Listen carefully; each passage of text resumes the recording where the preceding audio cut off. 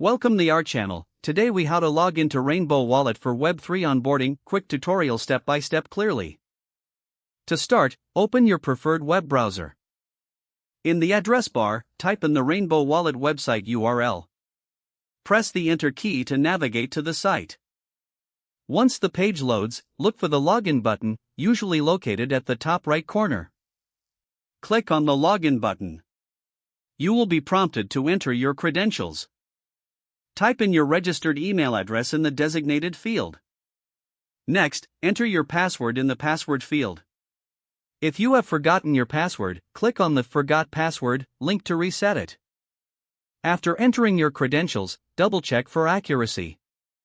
Click on the Sign In button to proceed.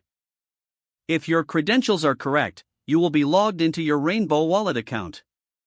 In case of an error, check for typos in your email or password. For added security, you may need to complete a two-factor authentication step if enabled. Follow the on-screen instructions for two-factor authentication. Once authenticated, you will have access to your Rainbow Wallet dashboard. From here, you can manage your assets and explore Web3 features. Congratulations, you are now logged into Rainbow Wallet for your Web3 onboarding. If the page does not load, refresh the browser or try again in a private or incognito window.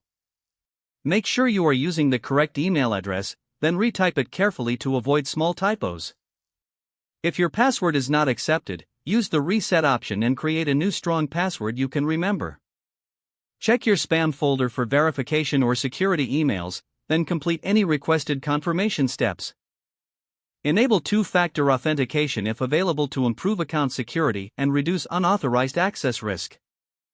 After signing in, review your profile details so your contact information and settings are accurate and current. If you see an error message, note it down and try again after restarting your device and internet connection. Log out when you finish, especially on shared devices, to keep your account and payment information secure. If the page does not load, refresh the browser or try again in a private or incognito window.